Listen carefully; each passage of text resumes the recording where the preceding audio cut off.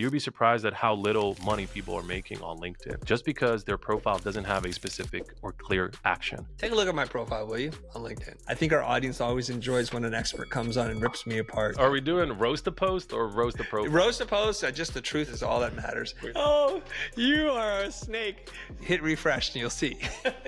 Did you already make the changes? I'm gonna change it. I'm not gonna resist. Even though I love my own copywriting, I'm like, I don't love it as much as I like winning in business. My current profile image on LinkedIn is an AI generated photo. A lot of people don't know. Because if you post daily, your audience will only see you once a day. If you are out there commenting on top of that 50 times per day, people will see you 30, 50 times per day. As you know, on YouTube, it's not the views, it's actually the average view time. They could be spending time reading it, or they could be spending time commenting on it, or they could be spending time engaging with other people in replies. I'm gonna tell you something. I'm just gonna confess to our audience right now. Since you brought up YouTube, we're chatting today because you've been very effective and prominent and just a rising star within LinkedIn as a content creator, so much so that your content's been featured. And of course, I know you, and then I see your post and I was thinking, this person has a very unique and different approach on how to grow on LinkedIn. Of course, you've expanded to add more things to it, but maybe we can start there. And for the record, Jay, I'll just go with Jay from this point forward, even though that's not your official name. For people who don't know who you are, can you just give us a quick introduction and tell us a little bit of your background, and then I'll get into the content. Awesome. Well, thank you for the introduction. And for the people listening, hey, my name is Yasmin, but everyone knows me as Jay from Hey Jay. Officially, I'm a copywriter, a brand strategist, and as of the last 2 years, a full-time, I'd say, LinkedIn creator and a LinkedIn coach. And I work with Fortune 500 companies and personal brands, trying to, help them grow their following, grow their sales, specifically through LinkedIn, but also beyond. My background is in teaching and in music, so we can touch on any one of those topics, if you will, Chris. Love it. When you say you help Fortune 500 brands on LinkedIn, is there an army of people working with you, or are you the person doing this work? No, I genuinely am. So it's funny enough, this week, I'm supposed to make an announcement of the first Hey Jay employee. So it's literally just me. I'm a solopreneur through and through, and I do everything by myself, literally no help, not even a VA to handle my emails and my DMs, which gets kind of tricky because the engagement on my posts is just super high, Yeah. and I get a lot of DMs, I get a lot of emails. But my good the good thing about my life is I hate sleeping, and I don't sleep a lot at all. Like I never have since high school. I've only been like averaging like 4 hours a day. If I do three, I'm fine. If I do four, it's perfect. If I do five, I'm flying. So I don't, yeah, genuinely, like you can ask anybody who knows Okay. me. I don't sleep a lot, and it's kind of beneficial in business just because I'm able to do more things both in life and in business. Like I'm able to be fully dedicated as a dad to my son. I'm able to be fully dedicated to my clients. I'm able to maybe take on a bit more workload than the average person. And the good thing is I enjoy what I do. So, it's only a bonus that I don't sleep and I get to do more of what I enjoy to do. So when it comes to, the Fortune 500s and uh, you know, all the people, the amazing people I work with over the years. I feel like the highest client count I had was 13 at one point, and that was like my Wow. absolute limit. Like it was killing me. And right now I've toned it down completely, zoned in on my role as a dad, and business is genuinely second. Lots of things to talk to you about. And I do want to get to the business end, why I think people want to really listen to Hmm. this episode, especially because I believe LinkedIn is one of the last few places, a social media place where you can actually make a dent. The algorithm and the reach is still fantastic.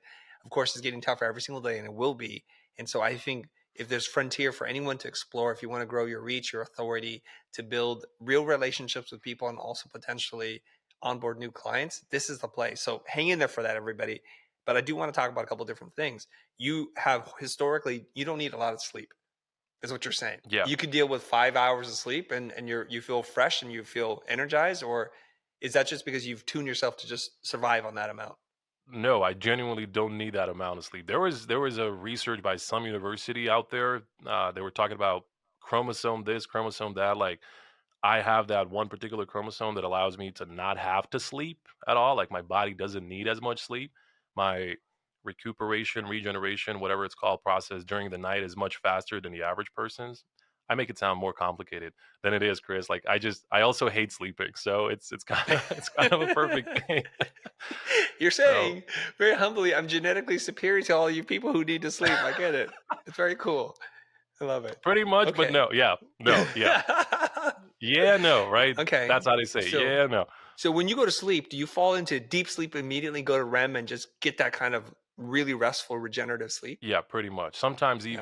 even what I used to do at this period, like we touched upon the 13 clients at a time thing. Mhm. I used to do 2 blocks of 2 hours, and it was the craziest thing ever, but I functioned very normally. Wow. There was one very weird thing though, Chris, like clockwork. Every 3 months, I would have one day where I would just crash. Like my body would just crash and I would sleep for like 12, 13 hours. But that was all it took. One day, super long sleep, and then I was just right back into it, the very low sleep frequency. Quick question here is how old are you right now? 31? Okay. I say 31 with hesitation just because I'm about to be 32 in February. So, Okay, you're officially still 31, man. yeah, I'm officially Still still 31. 31. I agree. Okay. So what that means to me is you're still in your prime and your ability to recover quickly because I remember those days, especially when I was 19 years old, up until about I think 30, I could operate in a very little sleep. And just like you, after 3, 4, 5 days of like very little sleep per night, I just need a quick recovery thing. But I realized long term it's probably not great for me. And unlike you, I do like to sleep. It's just I willed myself to sleep less. So there's the difference there. But you mentioned something that I want to touch on, which is recently you switched your focus. You're a dad first and a business person second. Anything besides the birth of your son that triggered this? Was there anything, an awakening, an event, something happened? Just personal nature. I don't want to get into it, but every now and then on LinkedIn, I'll mention that I'm a single dad. Divorcee, but I spend every day with my son. He also spends time with his mom. But this is all to say that I'm very involved in his life and he's very involved in my life. So he comes first, everything else comes second. And Mm, that is how my days and my schedule and my business is literally structured. It's structured around my time with my son. If I have to spend, you know, from 10 a.m. up to 7 p.m. today with him, I will do zero work during the day, and every other part of my day is just going to be, you know, based on priority. mm. How old is the little man? Well, he's almost 4. So we Oh, share almost the beautiful. same birthday in February. So I was I think at least 28 when I had him. So, really good age for Yeah. the both of us. This is good to know because I think there are a lot more people out there that might be a single parent, have a little one, Mhm. and trying to manage both their personal life and the professional life. And it seems like you figured it out where you can have that kind of flexibility with your schedule, with your work, such that you don't have to onboard so many clients and you get to create content when you want. And also it's aligned with what gives you joy. That's the whole mission behind the future is to help people make a living doing what they love. So find what you love, and then let's find a way to turn that into something that can sustain you long term. It's really beautiful, and I think that's going to add a lot of context to what we're going to talk about today. Thank you, Okay. Chris. I can't stress that enough. It's really about finding joy in every day. And I feel like one thing for single parents out there, and for the people who aren't even parents or who don't understand it, like being a single parent doesn't mean that the other parent doesn't exist. They're not alive. No, it just means that both of you are solo in your role as a parent, and his mom is still the greatest mom alive. I will always say that she's amazing with him, but I get to spend every day with him, she gets to spend every day with him, and he's just the most loved creature in the world. So to me, that just brings me joy. He will Hmm. never miss the love, and I will never miss the time with him, which a lot of parents I feel like regret, in the early late years. In case you're listening to this, you might not get a visual. So I want to describe Jay's face to you. He has really dark eyebrows, and most of the times he looks like a very gentle spirit. He's always smiling. And now he's combing his luscious Do we beard. have an You know, ASMR right here? can't hear it. Even with that boosted audio, we still can't hear it. Okay. Yeah, it's a sweet spot on that thing is very narrow. All right. So he's a genuinely happy guy. And every time I see his post with his profile picture, he's smiling. He's looking right at the camera, he's smiling, these big round eyes. And so there's a genuineness to this that the person aligns with the content. And it very much I think speaks to you finding your gift in this world, even though in a past life you're a teacher and an artist, like a rap artist, right? There's something really cool about that. Okay, let's dive into it. There are a lot of people who are going to be listening and say, okay, this is about personal development. I want to grow on LinkedIn. And we can use these strategies that you've developed actually on other platforms too, but I just want to keep a focus on LinkedIn. Okay. Now, you have a couple of things I pulled up from some of your recent carousel posts. So I'm just going to throw you what you said, and then you explain the concept. Okay. Well, we know Works for me. this. Okay. There are probably like less than 1% of people who use LinkedIn to actively write content. So that means it's wide open for all of us, unlike these other super saturated platforms. You mentioned, let's learn how to write better. So the first thing you said is the hook method. So in order for us to read the copy, read the post, whatever it is that you're talking about, you got to bring the audience in first. What do I need to have an effective hook? Thank you. So I always say your hook is 90% of your good post. If it's a bad post, your hook won't matter. So a hook is 90% of a good post on LinkedIn. But a hook is only a tool to get you to read the rest of the post. So if the rest of the post doesn't follow the same energy or the same promise from the hook, it's going to fall apart pretty quickly. So whenever I explain and coach people how to write, the one lesson I give them about hooks is that the hook is a promise. Every single time people are scrolling through LinkedIn, you have to understand that no one is there to read your content. No one is there to find that particular post of yours. You will be interrupting someone's usage of the platform. They'll be scrolling and then they'll see something. And what they're going to see is that first line, which we call the hook. So, as the name entails, you have to hook them into reading the rest of the post. Now, with LinkedIn, the trick is in about 90% of the cases, LinkedIn is only going to show you 3 lines of that post, including spaces. Meaning, if you write a one liner as your hook, which you should, I actually have data on this, your hook as a one liner, then one empty space, and then another line, which I call the rehook. And I can explain what the rehook is. So you'll hear all sorts of advice as to how to write the perfect LinkedIn hook.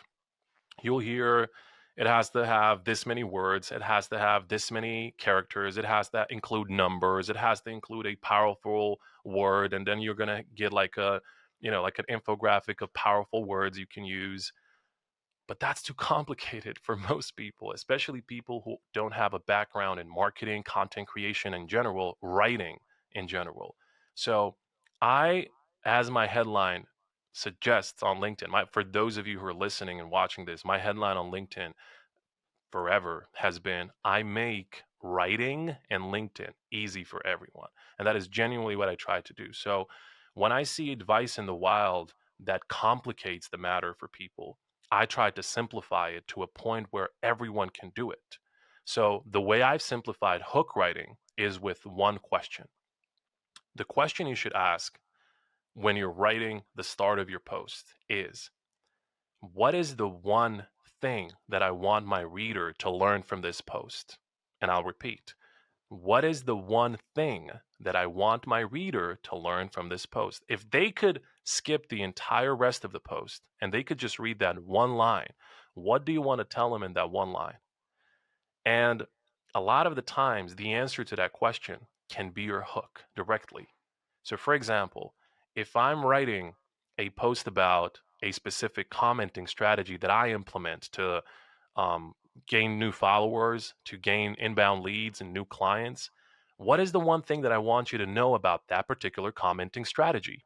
I might tell you something like, this is the easiest commenting strategy you can apply today. And that is a perfect hook, Chris. Like, that is literally a perfect hook. If you're scrolling and you see this is the easiest commenting strategy you can implement, or this is the easiest link, this is the best LinkedIn strategy if you want to attract new clients. any variation of those. But what I'm giving you in that first line is the rest of the post immediately. No clickbait, no bait switching, no fake promises where I tell you something in the first line and then as you read through the post, it's something entirely different. No, my whole philosophy of writing hooks is the first line has to give me the post, or at least it has to give me the gist of the post, which is what, a lot of advice tries to complicate up to a point where it's this huge science. Writing is psychology. 90% of writing to me, and this is how I explain it to my students. I teach copywriting at the university, so teaching writing is something that I genuinely do and something that I enjoy doing. Whenever I talk about writing, I say that writing is 90% psychology and 10% formatting and just basically catering it to the medium, like to the platform. It might be LinkedIn, it might be a video script for YouTube, whatever it is. So once you understand that, you're interrupting somebody's scroll and you don't want to complicate their life today. You're just supposed to make it easy for them to see your post, to gain interest in your post, and to read till the end of your post. That is when that statement, a hook is 90% of your post, makes sense. That is when it starts to make sense. When you actually make it easy for your reader, for that traveler in the feed, in the LinkedIn feed, to stop the scroll, to see your hook and be like, this is something for me and this sounds promising. Let me read till the end. Then and only then does the rest of the post matter. Not until then. The hook, if it does the job right, it makes a promise, and by the end of the post, it delivers on that promise. So, one question is all you need. What is the one thing I want my reader to learn from this post? Trust me, every single time, guys, if you're listening to this, if you're writing your LinkedIn post, simply answer that question. As soon as you answer it, write it down. That's your hook. Sometimes you may be required to just shorten it, like just to fit a one liner structure. You might be, getting rid of certain words or just rephrasing it, but the gist of it is going to stay the same. What is the one thing you want to teach in this post? That's your hook every time. I want to ask you about the rehook then, because Okay. you mentioned it. I wasn't getting ready for a masterclass today in writing, Chris, but I'm always ready for that. Just joking. Yeah. So the rehook is something that I sort of devised last year. I genuinely don't know if someone used that word, rehook. You may be the first person to coin it. I have no clue, but I'm happy to take Yeah. credit for that. So Yeah. last year, when I was figuring out how I actually write posts and the best structure that I've tested, I figured that every single time I write my second line, it is immediately connected to that hook. So I write my rehooks in two different ways. The first way is I add what I call heft to the first line. So if I make a promise, especially if it's a very good sounding, bold promise in the first line, Chris, like this is the easiest way. Like, let me actually pull up the post that I did today, Chris, because it was a really huge promise that I made in the post and it was about commenting and inbound leads. Let me just pull up the Okay. post really quickly. Give me 3 seconds, please. Take your So time. I said, this is the easiest way to find clients on LinkedIn. This is the easiest way to find clients on LinkedIn. As a rehook, what you can say to add heft to that is attack a client objection. What is a typical objection you might hear from people when you tell them this is the easiest way to gain clients on LinkedIn, right?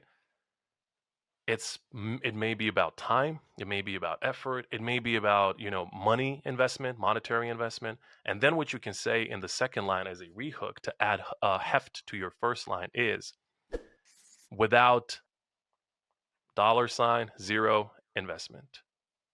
This adds heft to your first line where you make a promise but then you immediately crush the main objection that a reader might have. The analogy that I like to make between the hook and the rehook is the hook gets you in the room, it makes it interesting, but the rehook slams the door behind you and it keeps you reading till the very end. And from what I know about hooks and rehooks, at least my analysis is whenever people read the rehook, they actually stay till the end. Like You could easily use heat mapping software and just check who reads the first line, who reads the second line. I guarantee you, if they're reading that second line and if you did write it really well, they're going to stay till the very end. The vast majority of people, they're going to stay till the very end. So the rehook, that's one way to write it. Add heft to it. Basically, add something that crushes a reader's objection. But the second way is purely psychological. Say something totally opposite of what you just said. So I like to give this example, Chris, and because it's a perfect example. I give this example a lot in my workshops. The hook is LinkedIn is the number one business platform in the world. That's my hook. Pretty Okay. agreeable, right? Pretty Mm. pretty interesting for people to find in their feed. But then the second line that I'll write is, but it is the worst platform to sell your products. Those two things are completely opposite. Like, how can a platform be the best, the number one, but also the worst? Then I will immediately jump into explaining what that means. LinkedIn is the best business platform, but it is the worst because you can't just jump on the platform and sell immediately. And then I would give you 7 steps on how to build trust. You have to start posting content, devise a really good content strategy for your ideal ICP, ideal customer profile. You have to do this consistently. You have to do this for months. You have to dive and double down into commenting. You have to build relationships. You have to build familiarity. You have to build FOMO. You have to have like a minimum 1 month launch period. And then you sell. Now I made you a promise. I gave you something to think about with the opposite statement, and I've actually delivered on it. But it's a really cool psychological trick, Chris, when you tell people something that they believe in and then immediately say something completely opposite because it just, for the lack of a better term, it catches them dead in their tracks. Meaning, attention, step number one, that's the hook, but retention is the rehook. And I always say attention means nothing without retention, especially, in online content. Everyone can read that first line, but how do you get them to read till the end? So these two methods of writing a rehook, first one where you add heft, where you address a common objection, and the other one where you say something completely opposite. They both work really well. I'll just use them 50-50, depending on how I feel that day, but they really work. They genuinely work. It sounds like they would work. I think the thing that you're doing is the promise can be sometimes broad and general. So Hmm. without either addressing a common objection or refining the statement by putting something that on the surface seems to be opposing it, you're going to then say this ain't your regular post, right? Exactly. It's like you can make a lot of money on LinkedIn, and then you're like the tested method has worked for 10,000 people. Like, oh, okay, because everybody makes the same generic promise, and that's okay. Hmm. We understand that. And I like the way you write because you write very simply. You're not using big words, you're not making it complicated. But then you have to add something to it. Otherwise, it just seems like a lot of fluff. And there are a lot of fluffy posts out there Oh that yeah. that are like true but useless. Like I know, but now what? And I love this opposing strategy because you're basically building two walls around the subject in which you're going to talk about. So yes, it can do this, but don't do it for these reasons. And I'll show you how. And then you dive into it. Beautiful. The bigger reason, Chris, for this is I feel like you are speaking about a topic from an angle that they haven't heard before. Because the first line, they may have heard it in a different format before, but when you connect these two opposing ideas from your own point of view, it's like you can't Google this stuff. You can't make this stuff up. So they have to stick till the end. Again, the retention is really the bigger part of the game here. It's not attention in the hook. It's actually the retention. The retention is a huge craving for a lot of content creators, especially with long form content. Like, as you know, on YouTube, right? Like, it's not the views, it's actually the average view time, the dwelling time on a video. On LinkedIn, it's very much the same in the algorithm. Like 30 seconds dwell time is somewhat ideal as a bare minimum.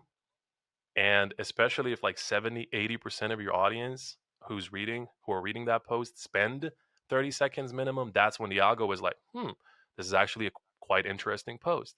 But if a very low percentage of your readers see the post and they don't spend much time on it, for whatever reason, by the way, they could be spending time reading it, or they could be spending time commenting on it, or they could be spending time engaging with other people in replies. Either way, you have done your job at retaining people's attention. So the Yeah. rehook really does its job well when you execute it well, when you connect two opposing ideas, or when you simply just address an objection up front. Since you brought up YouTube, it is quite literally the same thing. The Mm, two things you need to look at on YouTube, if your video has any chance of working, is your click through rate of mm. 100 or 1,000 people who see this. How many of them will actually click on it? It's a combination of the title and the thumbnail, which I want to talk to you about, and retention of that video. What percentage did you retain the audience? And we see that they take a nosedive the first 30 seconds. And so if you're wasting time talking about things that aren't appealing to your audience, they're going to bounce and the video is going to not perform as well as it should. You mentioned the hook, space, rehook. We haven't talked about the image. Does the image matter? It absolutely does, especially recently on LinkedIn. I kid you not, Chris, I just sent a screenshot of my analytics to my buddy Luke Matthews, best ghostwriter I know on LinkedIn. So I sent him a screenshot of my analytics and I explained how text only, because I am a writer primarily, right? And I'm still hell bent on using text only. Everyone's abandoned it on LinkedIn, Chris. Everyone, I maybe know like 5 creators in total who are only text only. They don't post images, they don't post videos, text only, maybe carousels.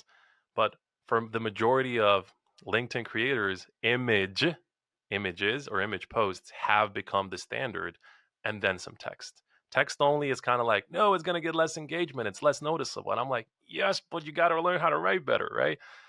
So images really matter on LinkedIn. My strategy on images is you don't want to use a random image because that's when it starts to look like fluff. I like to find a concept in my image, and this is purely psychological, Chris. I like to play this game with my content where I will find one thing in my image that I'm doing. It might be something in the image, like an animal, like a sunset. I have a post maybe dropping tomorrow. I just had an interview at Bloomberg TV and I was in the makeup room and I took a photo. So my hook for that post is going to be before you publish your next LinkedIn post, apply makeup.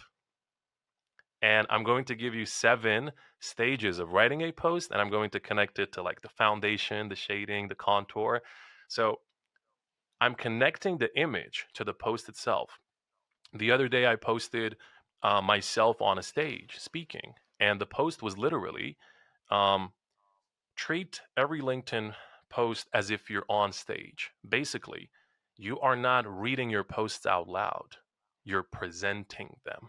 And then it becomes a huge difference in what sort of words you use, what sort of length, lines and sentences in general. So, what I try to do with imagery is I don't just use random images, selfies, like photos that look good. I will try to connect my textual part to the image. And it is so subtle, Chris. But it makes the reader feel like the image is there for a reason. I once posted a selfie with a baby goat. Like I kid you not, if you guys are listening, you can go to my LinkedIn and there's an actual selfie with an animal and it's a baby goat. I also made a reference there to the goat as well. There's all sorts of things you can do when you post an image, but the one thing you should never do is just post it completely out of context just because you heard or oh, image plus text performs better for the algo. So I will just keep cranking out images just because it performs better. At a certain point, people are going to see through it and it's going to look like fluff and your engagement is going to start to go down, like inadvertently. It will, for sure. Because you're a writer first and I'm a designer first, we have slightly different approaches to things, but it's kind of interesting to hear the crossover here. It's clear to me that you're a person who's thought about this a lot, who's taught it to other people, and presumably have created some other amazing content creators out there other than yourself, because we see the proof in what you do. If a person were sitting there thinking, well, I was in the Bloomberg studio and I didn't apply makeup, so I don't have that photo, but I want to talk about this thing and I don't have that image to go with it. Is it better off that I post no image and just leave it as text based, or go and try and find an image that's a metaphor for the story I'm about to tell? So, in my experience, if you don't use your face in the image, like your particular face, that particular post is going to take a nosedive. Like, I'm not saying this is generally across the board. You'll see posts without people's faces go viral all the time. But on average, in my experience with the people that I worked with the companies that I work with, with the brands that I work with, if you don't include your face in the image of your post, it's not going to work that well. So, my advice to people, if you don't have a lot of photos, genuinely try to take some photos of yourself, because I run into that issue with my clients that I coach a lot. They really want to post photos of themselves, like, but they don't have any images. There's tools out there. I don't know if we should plug any tools, but like AI right now. Right. Um, can I name some? Yeah, name as Are we many as you allowed? want. Like, I Yeah, of recently course. used Secta Labs. I think it's sectalabs.ai. And what you do is you upload like 20, 30 images of yourself, like of your headshots of your face, different expressions, different outfits, whatever you have. It could be selfies. And what it'll do is it'll create really realistic, really professional headshots in totally different scenarios, totally different outfits, different facial expressions. My current profile image on LinkedIn is an AI generated photo. A lot of people don't know because I'm going on LinkedIn right now. Let me double check this. check it Keep going. out. Check it Yeah. out. But it is generated by Secta Labs AI. I've even posted AI generated images, like of my own, like headshots, and people didn't notice just because it was so realistic. So to those people, I say I'm normally, when it comes to writing, I'm usually an anti AI guy just because I'm still not impressed. But when it comes to all the other stuff, design, Mid Journey, what it can do, my goodness, it's so good.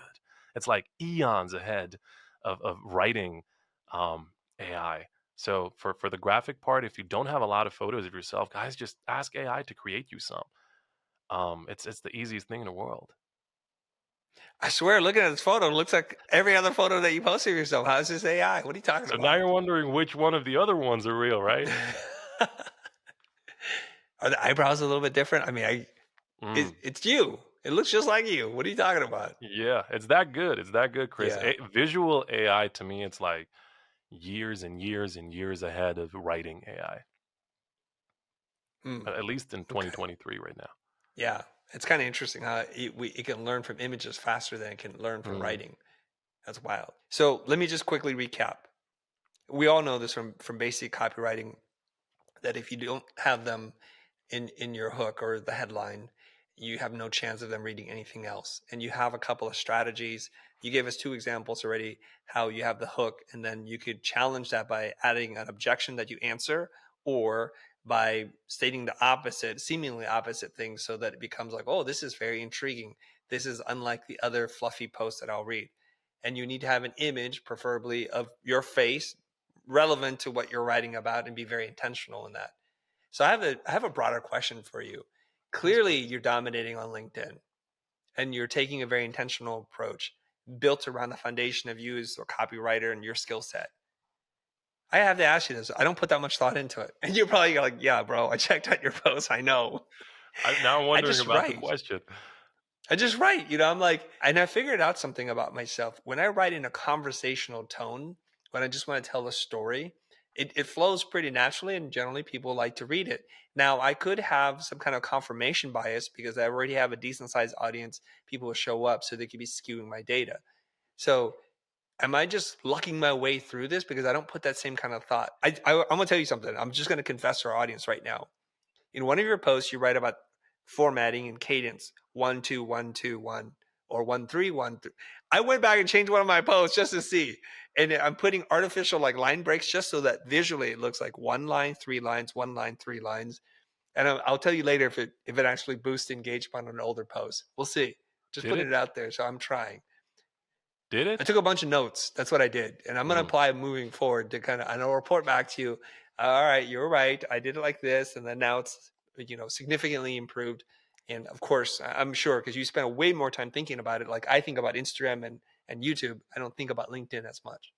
Oh yeah, I'm fairly confident it will work. I'm like a Yeah. mad scientist when it comes to LinkedIn, Chris. I genuinely am. Yes. Like, I believe you. you'd be surprised, like what sort of things I test that I don't even talk about in the content. Like, how many pixels will it take up if my line is just one letter, one character too long? Will it fall into a second line, and then I will have this weird dangling word in a second line? Like, I Mm. analyze those sorts of things, and then I sort of know exactly where to cut off my first line and things like that. Like, I analyze image resolutions, 4 by 5, by the way, for everybody listening. 4 by 5 is the best image resolution if you're posting it. 3 by 4 works as well, but it's slightly more elongated. 4x5 is much better on LinkedIn, at least in my experience. And Right. 1x1 just, it's not the same. It works, but it's vastly, vastly weaker. Yeah. You're taking up more screen real estate when you use that aspect ratio 4 by 5, and that's key Exactly. in the scroll. I always tie it back to psychology, Chris, Yeah. honestly, because when you just think about it, the way we use our phones, and especially as you're scrolling content through LinkedIn, if Yep. your post is slightly shorter, so if we're talking height for the listeners, if it's slightly shorter, the previews post and the post right after yours will also show up. So your screen will actually be showing three posts. So your audience never actually have their full attention on your post. But if you use, see the things that I'm actually analyzing, Chris. Yes. If you're actually using a slightly taller aspect ratio, like a 4x5, which is kind of perfect, it's not too Yes. long, then what you get is you don't get the post before you or the post after you. You're actually front and center. You're the star of the show. You're the star of the screen. Right. So things like that, it's just super weird. The things that I actually analyze, but it works. It actually allows me to coach people much better, Chris. Honestly, just because I do pay attention to the little things, like the rhythm, like the cadences that you were Right. just talking about. It genuinely helps me keep things interesting, and I know I don't sound generic in my tips and strategies, so I love it for that. Clearly, you're a nerd when it comes to this stuff, or Oh yeah, a geek. You're looking at every little aspect. And so when you're saying, when you use a 4 by 5 aspect ratio, they can see your hook, the space, the rehook, and nothing else. So there's no distractions. This is going to give your post the best chance, the optimal chance of being seen by people and increasing your retention, right? exactly right. Okay. So you are leaving nothing to chance. There's this really Mm. good book about website design, UX, UI. Don't make them think. Hmm.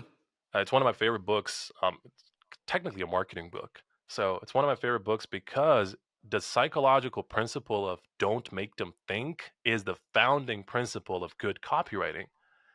Everything has to be super clear. And if your hook is not clear, people are going to have questions. People might not be reading, or people might have their own interpretation of it. This is why the rehook, when it comes into play and you ditch all of those objections, you're not making them think. Or if we're talking about optimizing your LinkedIn profile, I worked with some creators much bigger than myself as far as following goes, Chris, and you'd be surprised at how little money people are making on LinkedIn just because their profile doesn't have a specific or clear action, a clear click, as I like to call it. And then when they, come to me for, for assistance, for guidance, for coaching, it's like, hey, Jay, I have all this following, 400, 500K, but I'm not making any money. And then I take one look at the profile and I ask them, well, what do you want your audience to do? When, like your profile visitor, when they're on your profile, what do you want them to do? And it's like, oh, I have this mastermind, the cohort. And I'm like, well, where is it?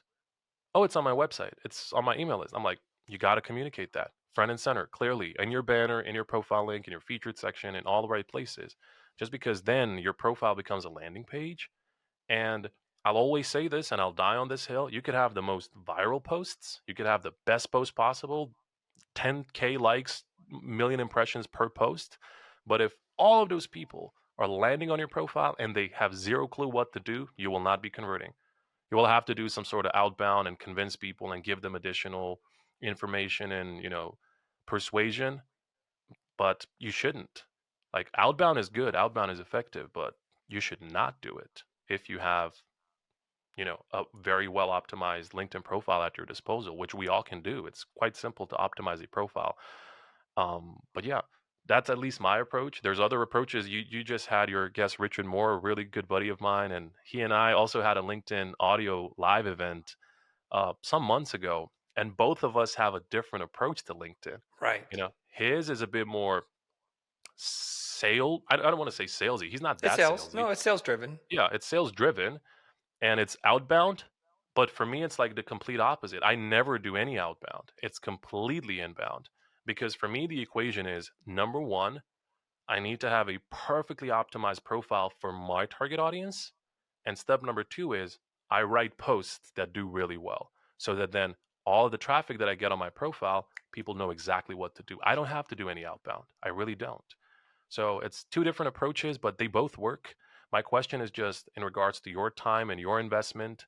Like, which one can you afford? And, a lot of folks that I know that I work with, they don't have the time to do outbound. Right. So it makes sense for me to teach them how to write better. Like my mantra, Chris, like for the last 13 years, this is my 14th year now in marketing. My mantra has always been write better, sell better. And Mm, I genuinely mean that. If you can write better content on LinkedIn, doesn't matter what it is, even if it's visual content like YouTube, you're still gonna write the script. I'm still holding my beard comb in my hand. Even if you're, even if you're writing a so script your for your safety video, blanket. yeah, even if you're writing a script for your YouTube video, it's still writing. You're still Right. writing words. Even if you're preparing a speech for a conference, a presentation, it's still writing. And ultimately, it doesn't have to mean sell as in get money. It could also mean get people to buy into an idea, to buy into an Right. opinion, Mm. thought, school of thought, whatever. So yeah, write better, sell better. That's been my mantra since day one, and I'm sticking to it till day 100,000 million gazillion. That started stronger than you finished it, but I Yeah, I know what know. you I didn't mean. know how to finish it. That's your story. You're sticking to it. That's it. Yeah, Okay. exactly. Here's the analogy. We're talking about hooks. And so I have respect for both of you guys. And maybe I have a third approach too. So there could be a million different approaches. And I think a lot of it will be based on the person's intention. So Yep. if you're more sales driven, okay. The analogy I would make is I think Richard's approach is more like spear diving. They go in the ocean and it's a lot of work and it can be bountiful, but you have to learn how to hold your breath and it can get dangerous. Your approach is I'm going to put a bunch of crab traps in the water or something like that. And every once in a while I'm going to come back and pull it in and there something's in it or something's not. If you have a full pot and if you write better, you'll sell better. I have a selfish question for you. Since Hmm. I'm not as intentional as either of you. Take a look at my profile, will you, on LinkedIn? Tell me So how I'm screwing up on my bio because I am are terrible at we the doing sales are game. we doing roast a post or roast a profile? Roast a post, just the truth is all that matters. Wait, I think our let me audience always enjoys when an expert comes on and rips me apart.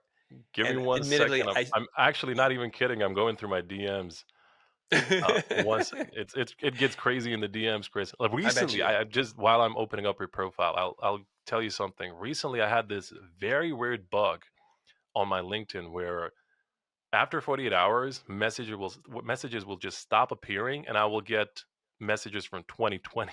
So messages from 48 hours of age up until 2020, they don't exist. So only the last 2 days is what I can see. But it I it see. it has it has calmed down right now. But I had this super weird bug, and now a lot of people are just coming back and following up. So I'm a new profile, Chris. Helping left brainers think right. Trademarked. That's the headline. That's the founding intro of the headline. And then it says, I help creatives build businesses and businesses build brands. Top 20 ranked marketing podcast. Okay. So, from a clarity standpoint, the first part is super creative, not that clear. So, helping left brainers, you wanted a roast session. So, here we go. No, I just want the truth. You don't have to roast me, There but you I, go. I hear you. So, Creative, but not clear. I helping get it. left brainers think right. Like, I get it. It sounds smart, but I would have to ask a bunch of questions to understand what it really means. Yeah. Or I would have to watch a bunch of content, whether on YouTube or on, read your carousels and your posts on LinkedIn to understand what it actually means. Because right now, just based on the statement itself, I don't know what it means. It sounds Perfect. cool. It sounds cool, but it's like no one knows what it means, but it's provocative, right? That's what it is at the moment. So what I would do Okay. if I were in your shoes, just if Yes. you were, but there's also an approach here, right? I assume you're not one, you're not an individual who's looking to rapidly onboard new clients. You're not in a desperate need to gain new clients. Exactly. So, but if you were, which a lot of people are, like they're Yeah. looking to expand their business, they're looking to build their Let's business, pretend like you're I am. working. I need some business. I got to keep the doors Exactly. You're open. working with a lot Yeah. of people in the future groups and the future pro and the accelerators. So for a lot Yes. of those individuals, sales would be a much bigger metric versus growing a following and growing thought leadership, brand Yes. authority. I assume that's the Yes. goal for you right now, brand authority and thought leadership versus sales. So in your Right. case, it makes sense, even though it's like Chris is relying on his popularity because a lot of people already follow him and a lot of people already kind of know what helping left brainers think right means. So he's sticking to it. Yes. But for a lot of the new visitors who don't know you, who might not Right. have ever seen you or heard your name, they 99%, I'm never going to say 100%, but they will for sure not know what it means Okay. exactly until they listen to or they watch or they read your content. So in your case, I would actually put I help creatives build businesses and businesses build brands. This is much clearer. And this is Okay. much more purpose driven, much more sales driven. I would put that first. Okay. And right now, it's clear. But then if you want to use the trademark phrase, I will put that at the end of your headline. Like I Okay. will put that for the people who are already clicking on the profile. Here's why. There's actually a fairly algorithmic background to this, Chris. Your headline is actually the most visible, the most frequently shown part of your LinkedIn profile. A lot of people don't know this. Your headline appears everywhere, parting the DMs everywhere. It appears when you're in the feed and you post something, there will be your avatar, your name, and your headline. When you're commenting, whether on your post, whether you're replying on other people's comments, it will also show your avatar, your headline, and your name. Even in the little recommendations in the right side of the screen on LinkedIn, you get those recommendations and the ads on the right side all the time. The headline will also be shown. Your headline is crucial prime piece of real estate of your profile. But LinkedIn cuts it off at 45 characters in most cases. In other places where the screen is a tad bit longer, like a tablet screen or let's say I'm using a 13-inch MacBook, let's say 17 or a 16-inch, LinkedIn might show 55 characters, but 45 characters is the sweet spot. Just because you are allowing people to understand what you do and how you can help them without even clicking on your profile. One less click, don't make them think. That's the whole philosophy. But if I read a phrase that's sort of catchy and then I have to click on your profile and then I still have to do work, Chris, you're making me work for it, right? And for a lot of new followers and new clients, they don't have that kind of time or they just don't care because they feel like you didn't convince them enough. You didn't persuade them with your clarity and your super cool messaging. Because right now, the way it's structured, I feel like the copy is good. It's just that it's in the wrong places. So if you were a bit more sales driven, if you were to say tomorrow, I want to onboard some new clients for Blind, or I want to onboard some new members for, Future Pro, I would put I help creatives build businesses and businesses build brands in the first place, in the first place of the headline, and then the Yeah. helping left brainers think right, I would move it somewhere else in the headline. Okay. Yeah. Just, high level feedback for the headline specifically. But then we Perfect. also have the banner, Chris, which is the visual part. Let's So, do it. yeah. So, yeah. Here's the thing. You're Yes. missing actually something in your headline when compared to your banner, Chris. So, your banner is all about your future pro community. You have three groups based on Yes. there's business stages. I know I follow you. I follow the groups. I follow the sessions, and you have the accelerator group. You have the pro group, and then you have the brand lab for the it's a mastermind for really good business owners already. Right. The thing is, you're not mentioning your cohorts, your coaching, your groups anywhere in the headline.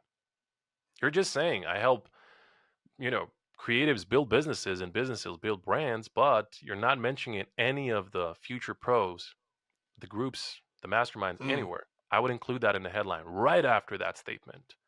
So you're instead mentioning top 20 ranked marketing podcast, which again is nowhere to be found. When we're just looking at the combination of the banner and the headline, they Right. need to work in unison. They Okay. are this is a landing page essentially. So if I'm looking at your banner and there's one promise and then I look at your headline and it's a totally different promise, they're not aligned. I'm getting mixed messaging. But if your headline is about the community and the groups or join the cohort, join the group, or you could just have a line that says applications close December 7th, whatever. It immediately is tied to the banner. Right now, these groups are nowhere to be found.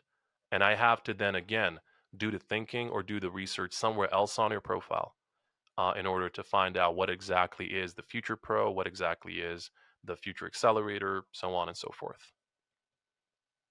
So clarity is truly the number one thing on your profile.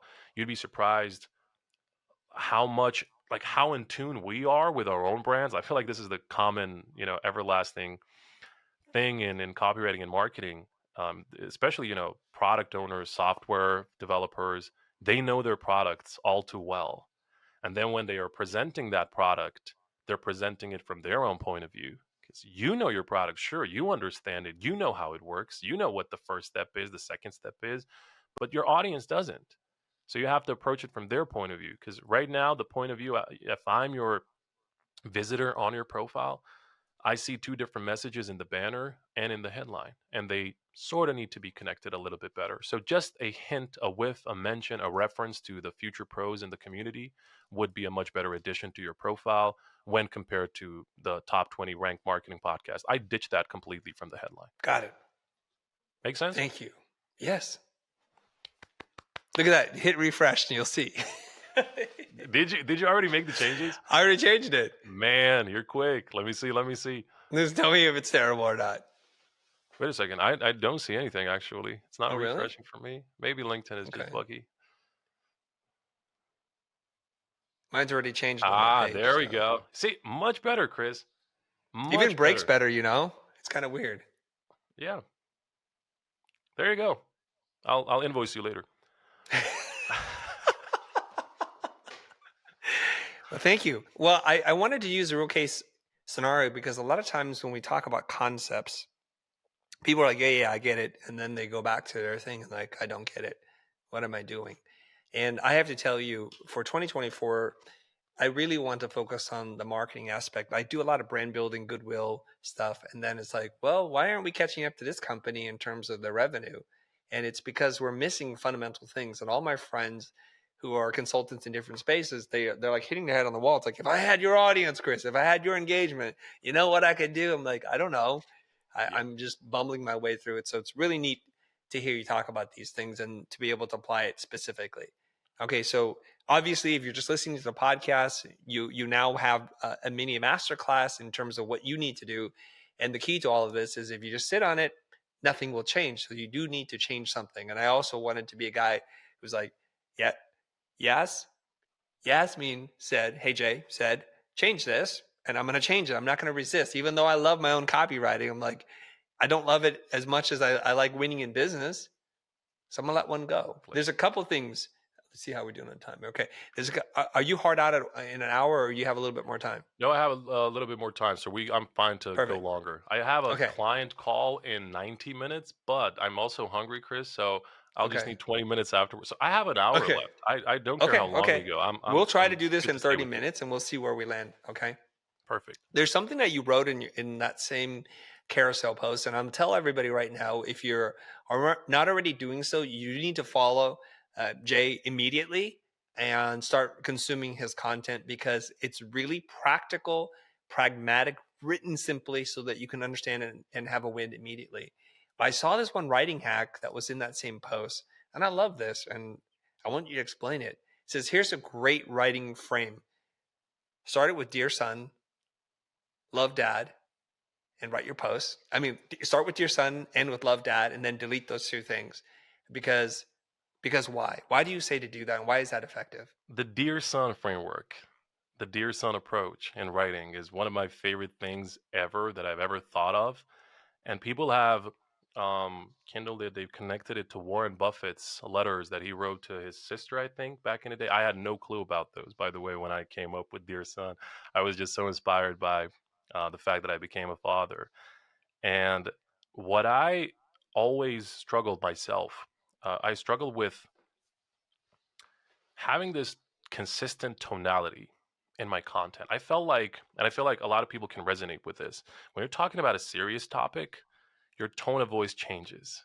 When you're talking about something that's a bit more fun, your tone of voice changes. But then as you're going from post to post, from week to week, there's this inconsistency. Every post seemingly sounds different. What I wanted to achieve, both for myself and for the people I work with, for the people I coach, is consistency in the tone of voice, which is huge. 10 years down the line, I want to have the same brand voice. I want people to know what a Yasmin Ali post sounds like because I always give people this challenge. If you were to cover your avatar, your profile image, your name, and your headline, just use your thumb and just cover it, guys. Just cover it. Whose post is it? Just ask yourself, whose post is that? That copy, that text you're currently reading, Whose is it? So what I wanted to do is I wanted to crush that challenge completely and win every single time. So I was like, who can I write to consistently? It wasn't about what can I write about. My approach was who can I write to so that every single time I'm writing, it is super clear. The tonality is almost exactly the same.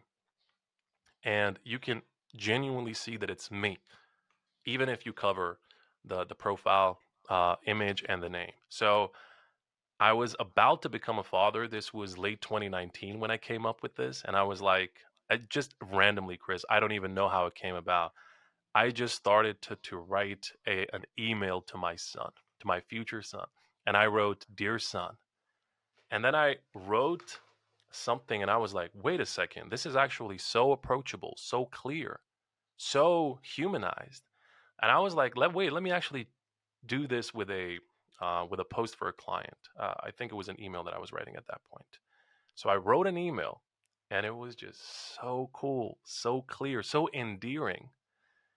And I was like, can I apply this to everything that I write, especially on LinkedIn? Because early 2020, that's when I first wanted to write on LinkedIn. I failed miserably, but I was doing the same approach. So I start.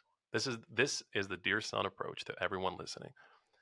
Start every post with addressing a person who's near and dear to your heart. For me, it's my son. I start with Dear son. You could pick your best friend, your neighbor, your boss, your manager, whoever is the person that you just feel at ease when you speak to them.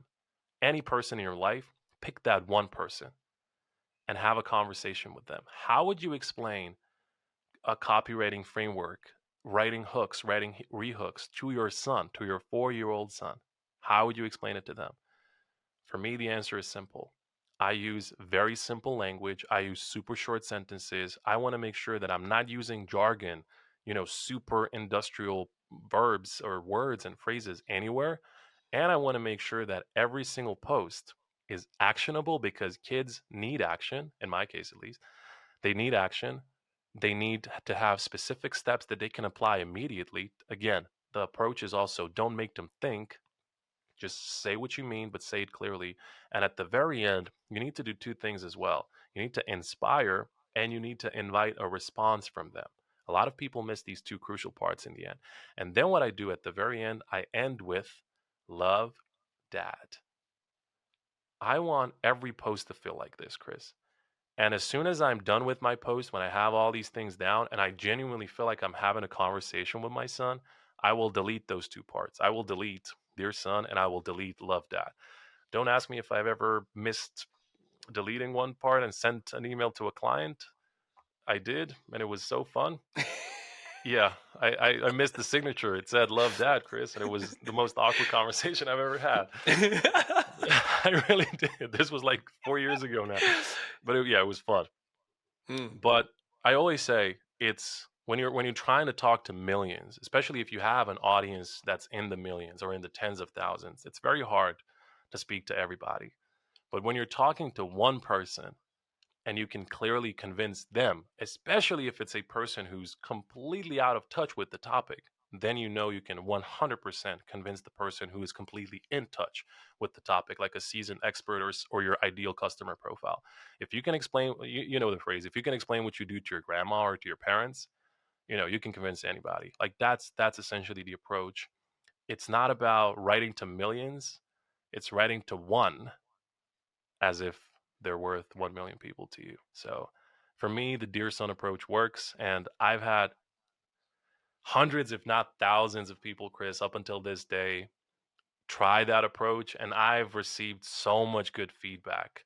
The feedback always is, I feel so at ease when I'm writing. And to me, that's the most beautiful thing ever. A lot of people have writing anxiety and they have posting anxiety, sharing anxiety. They are experts in their field for sure. But when they have to place their content in front of potentially millions of people out there on LinkedIn, they get cold feet. They don't know how to express themselves, or they feel like it's not the right way of expressing themselves. But when you simply talk to a person is going to listen to you, is going to understand you, everything becomes much simpler. Everything. So the Mm. dear son approach is really about that. It's not this crazy, scientific method that's going to boost your writing skill. It's really about making it easy for you to start writing, continue writing, and finish writing. It puts you at ease, complete ease of writing. So yeah, dear son, it works. Yes, I mean, I believe that's an excellent reflection of who you are as a teacher and as a writer. And tell people what I mean. I want to unpack this for everybody.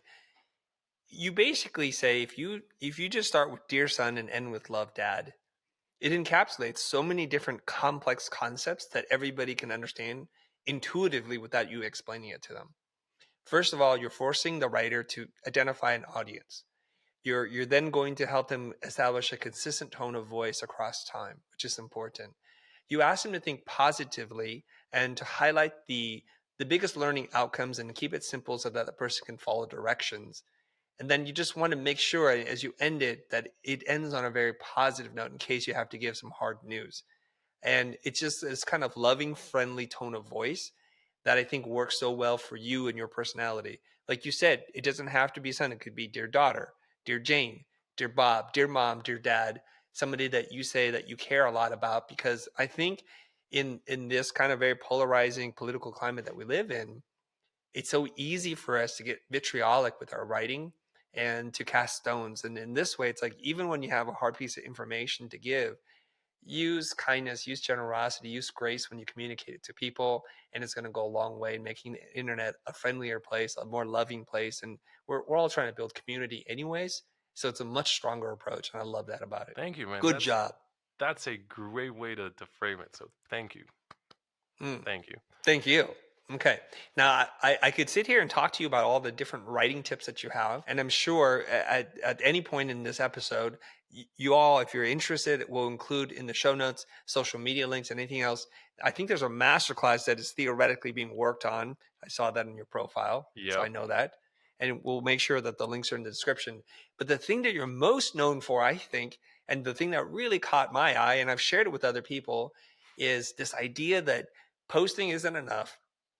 Commenting is actually a really valid strategy and one that takes a lot of pressure off of you. So let's get in there. You say more comments equals more profile views, which we established that you are actually inviting people to check out your profile. Previously, mine sucked. Today, it's a little bit better than it was yesterday. So this is good. Now, let's get into the theory and the practical tips. I always say that comments are the greatest growth hack on LinkedIn, period. And whenever I tell that to people, they want me to like dive into it and explain it to them. Like, why? If everyone's focused on posting and especially doing it daily, why are comments all of a sudden more important? So, how I explain this to people is I explain this perfect paradox on LinkedIn. And it is just something that not a whole lot of us think about, Chris. Ideally speaking, so you and I, this is a coaching session between you and me, Chris. Tomorrow you want to amp up your and ramp up your, content creation on LinkedIn. What's the first thing you want to do? You want to increase the frequency of your posts. You want to be like, I want to create more posts, ideally one post every single day, 7 days a week, one post every day, and I want every post to be a banger.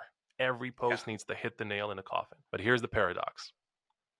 If you post daily, ideally speaking, daily. This is a dream for a lot of people. Your audience will only see you once today. Once. If you post at the same exact time, let's say I post at 12:30 Central Standard European Time, 12:30 every day, Chris. My audience will see me once at 12:30 today, and they will have to wait until tomorrow 12:30 again to hear from me. We just went from maximum level of content creation down to minimum visibility. That's the paradox. So, commenting is there to put you in more places and put you in front of your readers and new audiences more times during the day. So, ideally speaking, your readers will see you once per day if you post every single day. That's only 7 times per week. That's not enough. That's simply not enough. So, that's the paradox. But if you are out there in the feed constantly supporting others, let's say you're following 20, 30, I follow up to 100 plus people every single day. I try to engage. I fail most of the time, but I'm there. I'm always in the mix. But here's the difference. If you're posting every day, just posting, that's once every day that a person will see you. But if you're commenting on top of that 20, 30, 50 times per day, people will see you 20, 30, 50 times per day, which is a huge difference. And the time commitment for commenting versus writing a post, like it takes an hour sometimes to write one piece of content, Chris. You know this. My carousels take me 10 plus hours. I kid you not, Right. 10 plus hours for each Same. carousel post. The commenting is actually a much wiser time investment. And the good thing about it is you don't even have to post every single day, and you're still going to get that same visibility.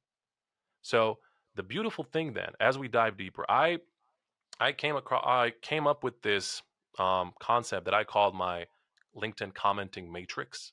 Essentially, it's a psychological breakdown. I think it was 12 steps. I posted this like 6 months ago. I should probably repurpose that and repost it. So, to any of you listening, It's that repurposed post is coming. So, I coming. devised my own LinkedIn commenting matrix where I covered 12 steps of psychology and psychological triggers that happen in our minds from writing a comment all the way until the action of a potential client. So here's the way it works. So the first one is you're just out there writing an opinion, right? You're just responding to a post. Now, if you ask me, there's a better way. A lot of folks, when they write comments on LinkedIn, the natural reaction is you read a post and you want to react to it. So I read something by Chris Do and it's amazing. And Chris Do listed these 7 amazing techniques. And I will write, oh, Chris, my favorite was 6. That was amazing. Thank you. At face value, there's nothing wrong with that comment. You're talking to Chris, very uplifting, very positive, gratitude, all that. Cool. Now, the problem is that comment is only for Chris. And Chris has how many impressions per day per post? 100,000, 200,000, right? So what you're doing is you're not allowing yourself to be seen by 100,000 more people. So my approach to LinkedIn commenting was different. The concept I teach and I coach all my clients is never comment for the author only. Comment for everyone reading the post. If the post is a movie, your comment should be the post credit scene. Your comments should be in unison, talking to the audience with the main post. So if Chris had shared his 7 strategies, you know what I would do? I would share an 8th one, but I would actually share it in a style of Chris Do. So one liner introducing it and then 3, 4 lines breaking it down. And then I would thank Chris. Only then would I thank Chris and tell him, great post. Thank you. This was amazing. But what I've just done, psychologically speaking, what I've done is I have now allowed myself to be in front of more people, more eyeballs, because I'm no longer just having this one dimensional conversation with Chris. I am talking to everyone reading the post. But as we move further down the commenting matrix, what we're doing is we're staying on brand. And this is another thing that we sort of miss out. We'll sometimes say something that's completely not aligned with our personality, with our job, with ourselves, basically with our name. What if all those 20, 30, 50 times during the day that you're commenting, every single time people hear from you, they're hearing something valuable?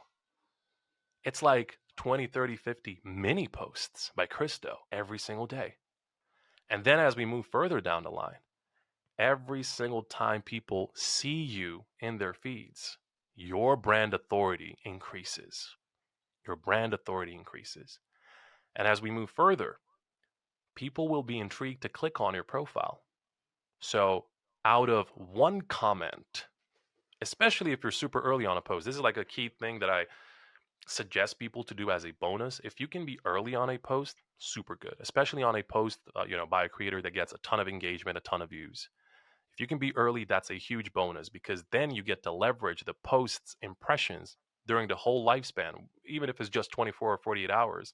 If that post gets 100,000 views, that's 100,000 potential viewers of your comment because you were there early and you didn't just talk to Chris, you spoke to all of those 100,000 people. What that's going to result in is a lot of profile clicks. And then we come back to the main part, the first part of the LinkedIn equation, which is profile clarity, Chris, the thing we covered today. If your profile is super clear and you get thousands and tens of thousands of views every single day. Inbound, baby. People are clear on what you do. People are clear on if it's for them. And if it is, people are clear on where to click and what to buy. So this is how the inbound strategy on LinkedIn works for me. I do a lot of very smart, very strategic commenting that allows me to maximize my exposure, maximize my brand authority. Every single time people see me, I'm teaching something. I am actually coaching for free. And then when you're on the profile, you're like, oh, this is perfect for me. Where do I click? Right here. And as you click there, it takes you to a Calendly booking page. And it's just so easy. So easy to a point where I have to give you this stat, Chris. 90% of the people that book with me, I have never exchanged one message with them. Not one. They book with me strictly off of the things that they've read in my content, whether it's posts or the comments, and because the profile was so clear and so targeted towards them. I never exchange a single message, and yet the money keeps rolling in, the bookings keep, coming in. So to me, that's, how I do inbound on LinkedIn. It's really about maximizing your visibility everywhere, but through high quality content. And the other part of the equation, which is the first part of the equation, is a super clear, super targeted profile. I love this strategy because I've commented, and again, I do things less intentionally as you do. And I think this particular approach or strategy or hack, if you will, is great because it doesn't matter if you already have a big following. This is key because, like, yeah, well, it's easy for Jay to say it, for Chris, they already have a following, people show up and they're like going to engage with your content. So you could have 2 followers literally drop some valuable comments as a strategy, and it has multiple benefits for you. One, you're putting yourself in front of like a really big audience, which is what Jay was saying, but you're also building a relationship with that content creator. You stand out, you stand apart. And this is kind of interesting because I notice from a creator point of view, when people consistently show up and they're adding to the conversation, I know it's good for me because other people are now going to engage even more with it. So it's helping me out a lot. But if you do it 2, 3, 4, 5 times, I'm starting to recognize your face. I see your name. And then oftentimes what I'll do is I'll request the connection, which is really different. You're flipping the whole equation because it's often difficult for you to connect with big creators because they have an inbox. I'm sure it's very full and they don't know you from Adam, so they're not going to accept it. But if you do it this way, it's more likely they're going to connect with you, which raises your whole profile. Just think about that alone because LinkedIn works with networks, right? My friends' friends are my friends, and that's how that works. And that's an awesome thing. But it also takes the pressure from you to writing really great content. You say it takes you about an hour. It takes me about 2 hours to write. Oh, it takes me less It, nowadays, Chris. It takes me okay, way because you're a less. writer. That's why Yeah. I will. it's much So easier for you. my big buddies on LinkedIn are Mr. Luke Matthews and Mrs. Laura Acosta. What we Hmm. do is we roast each other's posts daily. Like we just Mm. will send each other posts if they're ready, and then I'll give them feedback. They'll give me feedback. And most of the time, the challenge is sometimes who can write it quicker, but better. And yeah, I'm sorry to say for them, I always write the fast because I used to challenge myself over the years when I was writing copy for clients, like especially billboard ads. Like you're just talking about concepts at that point because it's Right. super short copy, like 2 to 3 words. So I used to give myself a challenge: how quickly can I write these concepts, brand messaging concepts for the next campaign? And it really helps me when I'm writing LinkedIn posts up to a point, Chris, where, and this is going to sound so strange, I have 0 posts ready for LinkedIn at any point. 0. I don't have a post for tomorrow, Chris. I don't have any post ready for this week, next week. I don't have anything ready. I write fresh every single night. And at the soonest, I will write my posts the night before, and then I will just schedule them for the morning for 12:30. Very frequently, it just so happens that I have work to do. I have coaching sessions, and I have daddy son duties in the night. So I will have to write super early in the morning. But then when I post at 12:30 and at 12:10 I have no posts ready, it kind of gives me this huge pressure, but also this Right. huge boost to want to write. So sometimes we'll challenge each other who's going to write the fastest, and I can just whip up a really good, and as Luke says, it's super viral post in 10 minutes. And you know, it really takes time. I always tell people write daily equals write better daily. So it's really not about publishing the content that you read. It's really about practicing daily. Daily practice. I always say, I hate the phrase practice makes perfect. You can never be perfect. Practice makes better. So really practicing your writing daily is the key to everything. And by the way, just I wanted to tell you something. The approach you shared regarding making yourself familiar in the comments and then making a connection with a creator, regardless of the following size. That's what I call my warm outreach approach. So I don't do cold outreach at all. We've established that. But what I used to do back in early 2022, so when I first started actively posting on LinkedIn, what I would do is I would show up on the same creators' posts every single day. And after I actually tracked this in a Google Sheet, after 10 interactions minimum 10, that was my base. Only then would I either reach out via a DM or send them a connection request, not sooner, because I knew my chances of getting a response were much higher. And I also, teach this to people. If you're trying to do cold outreach on LinkedIn, it's kind of risky because everyone's selling something. Right. And especially if you're doing the in-mail thing, you look salesy. You sound salesy. But if you make yourself familiar over a slightly, I say slightly because 2 weeks is generally not a whole, not a long period of time. If you make yourself familiar first and you establish hopefully a relationship with the creator, then when you reach out, it's much higher that you're going to get a response, and they're going to want to be open to listening to your pitch. If you have a pitch, they're going to want to work with you. Or they might just say, hey, you reached out first. I actually wanted to reach out to you, but they never did. Right. That happens a lot. I call that my warm outreach approach. So minimum 10 interactions in the comments first. Just make yourself familiar first and then reach out. Not before 10. Actually track those interactions. I made a note here. I wanted to ask Mm, you this question. okay. What is your most viral post? What was it about? And what are the numbers? Like how much likes or comments did you get from it? Do you know? So I will open up my Authored Up analytics. Also, shout out to Authored Up, authoredup.com, the best tool for LinkedIn on the market. And their analytics are the best. So, Chris, I can give you three different analytics because when you ask me that question, for me, being a mad scientist on LinkedIn, for me, the answer is it has to be quite specific. Are you Yes. asking me about my most liked post, my most commented post, or my most reshared post? Because for me, those are all different. Let's go with first your most liked post, the Okay. most reactions. And when I say like, because there's different reactions, the one that has the highest reactions. So you'd be surprised, but I've never crossed 10K on a post. The most I have is my LinkedIn formatting guide. Mm, And it had 2 million views and it had 9.5. So 9,500 likes. that's a lot. That's a lot. That's a That's a lot. lot. 1 million views, you said? 2 million. 2 million views. 2 million views on that. Yep. Dang. Yeah. On a freaking carousel, Chris. Imagine that. That's very good. It's a very good carousel though, so Thank it you. makes a lot of sense. And then how many shares did that get or That reposts? got 602 shares. That's a lot. That Yeah. explains. My most reshared post is actually something I shared 5 months ago, and it was about accessibility and inclusion on LinkedIn. I don't know if you read that post. I repurposed it just a couple of weeks ago. What I was talking about, Chris, was I came across this research by World Health Organization, and it was referenced in this Hootsuite. So Hootsuite, HubSpot, all the social media tools. Hootsuite had this marketing report, and it said that over a third of the world's population has some sort of either hearing or sight impairment. I don't want to say disability because it's a tough word. So Yeah. people have trouble reading your posts. A third of the world's population.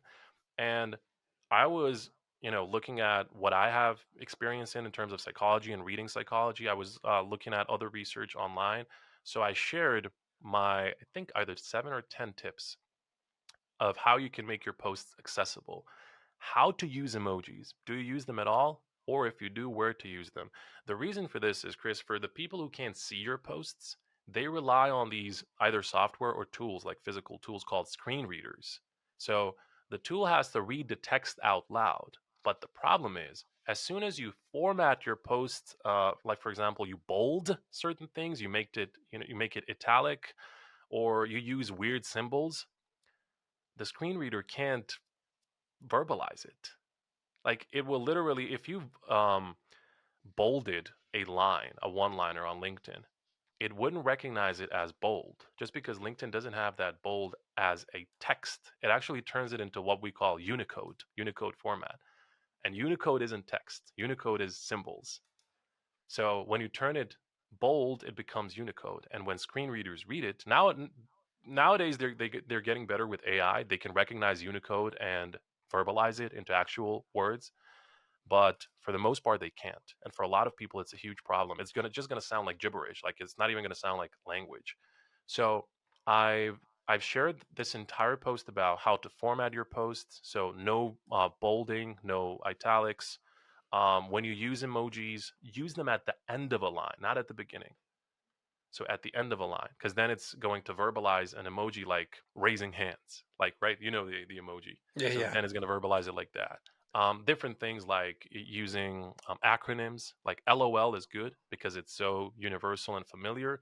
But if you capitalize an entire word like THIS, like this is the biggest.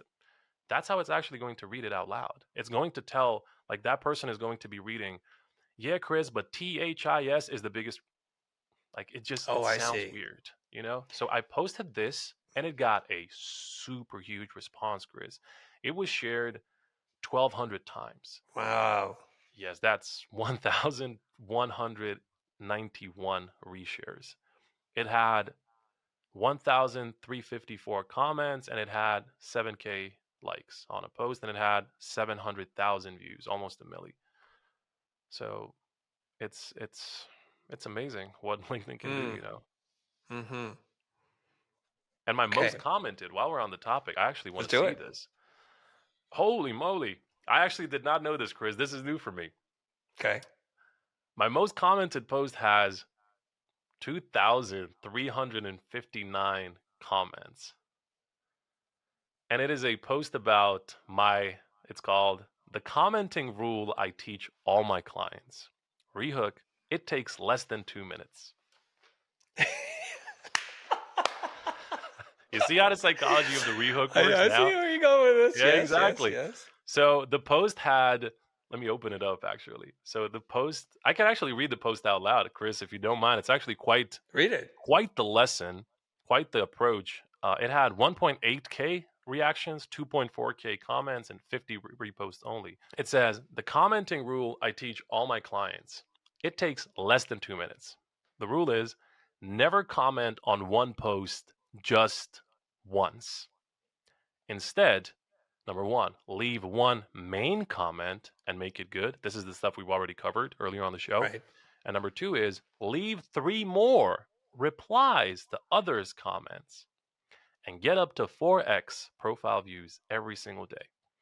More views means more leads, more followers, more conversations, and more potential clients. 1 plus 3. That's the strategy. Happy commenting, LinkedIn. P.S. Try it out here. And then people were just doing the 1 plus 3 underneath that post. Oh, you are a snake. You're a snake Yeah. because you taught them something and then you told them what to do, and then of course they did it, and so that blows up your post too. I've Of seen you course it do this does. many times. What do you think we're doing Very here? clever. Very, very clever. I saw you do this on your LinkedIn live, which you said, I'm going to answer 100 questions today. And you And we said, what's did. your question? I saw that. And then you're commenting on your LinkedIn live event, which usually doesn't get that kind of reach, had a ridiculous amount of comments on it Yeah. because I was like, what's Jay doing? I don't It's understand. Oh, of it's funny course. that you mention it. Every post that we write, at least in the last, I would say in the last 7 months, every post has gotten 1,000 comments minimum. And I actually tested this out, Chris. I say this as as objectively as I possibly can because to me it's just unfathomable. Like it's crazy. It's insane Yeah, to even say it out loud. Like it genuinely is. I look at my profile and my brand like completely objectively, Chris. Like I just look at some of these things and I can say that they're crazy. Like it's nuts that right. these numbers are here. So I actually tested this out. I wanted to hire a VA and they had a test run. It took them anywhere from 8 to 9 hours on average per day to respond to all my comments on every single post. And the average comment count when they responded was 1.8 to 1.9 thousand every single day. Hmm. Now, the problem with that, Chris, is that was only because they managed to respond to all the comments that were already there. So that was like at the end of the day. If they had done it every single day consistently, like the more you respond, the more LinkedIn boosts your post. So the Sure. overall numbers would have been even higher, which to me is just, it blows my mind to this day. Imagine getting 2,000 comments on every single post every single day. It's just humanly impossible to catch up with that. Right. So I'm very proud of the culture that I've built in the comments on my LinkedIn on the brand, just because I feel like, and I've spoken to people about this, like I'm very in touch with my community, which makes me proud to launch this masterclass finally.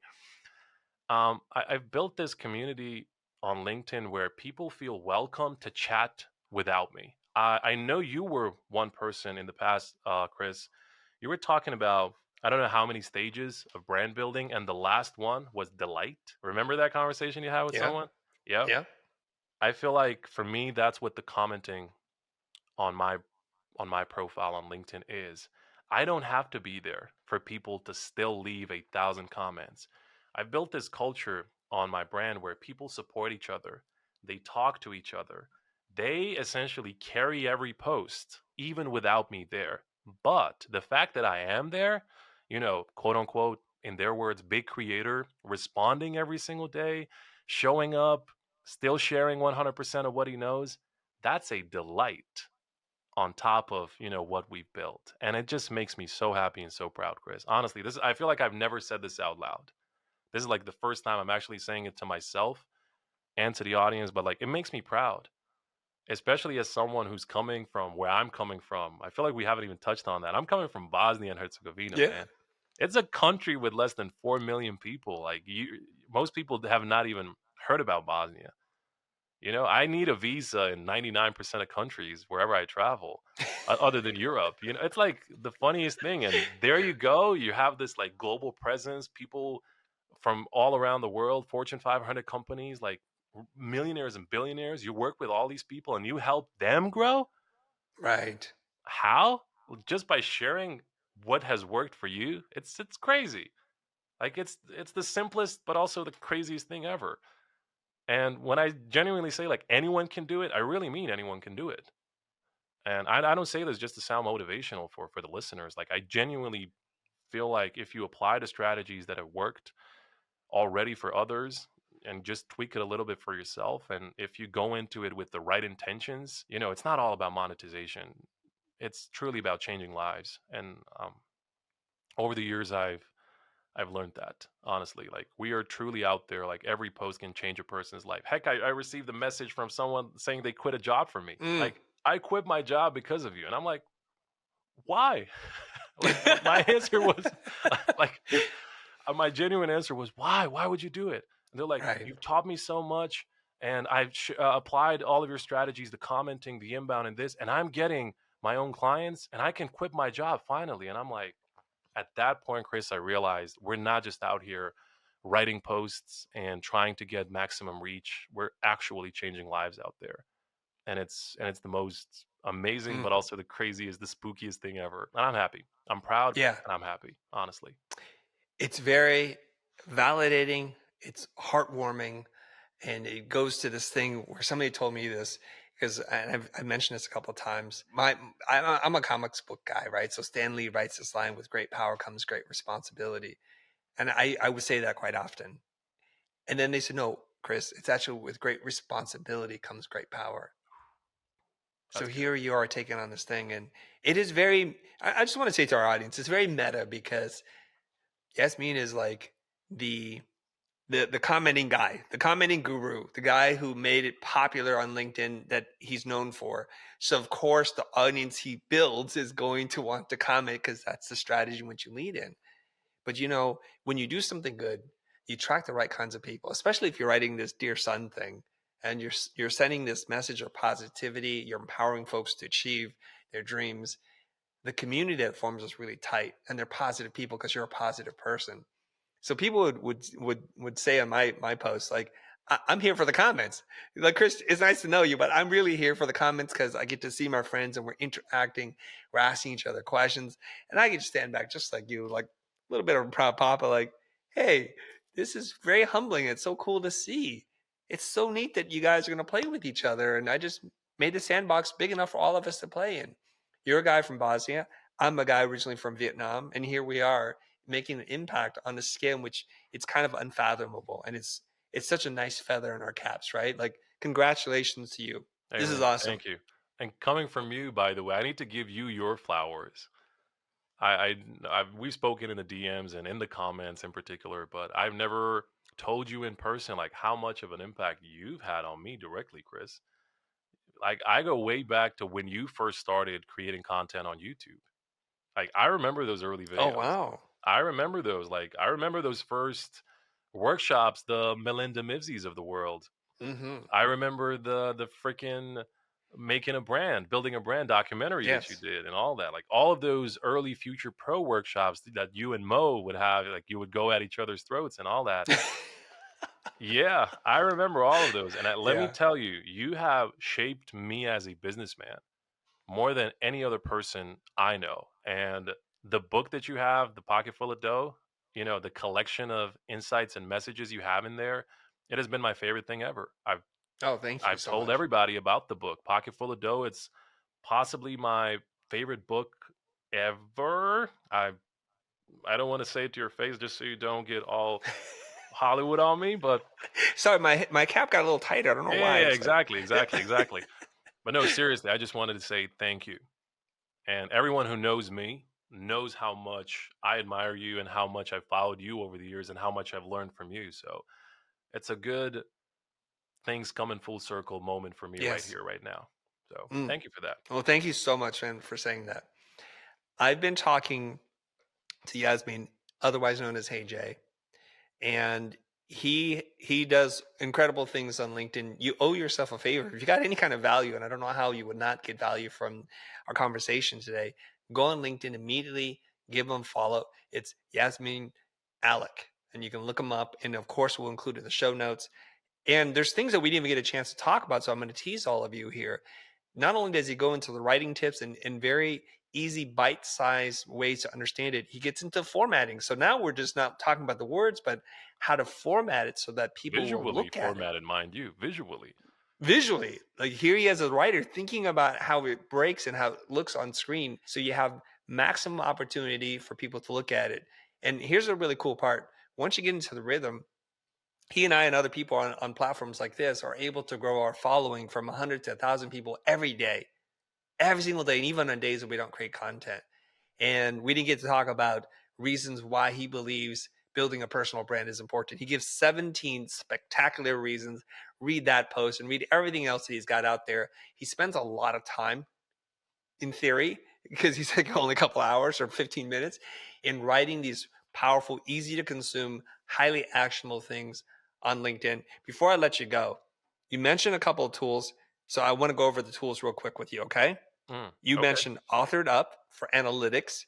Authored You up also, for post formatting, post previewing, and analytics. Literally the only LinkedIn tool I use. When people ask me what sort of LinkedIn toolkit I have, I literally just mention Authored Up, and that's it.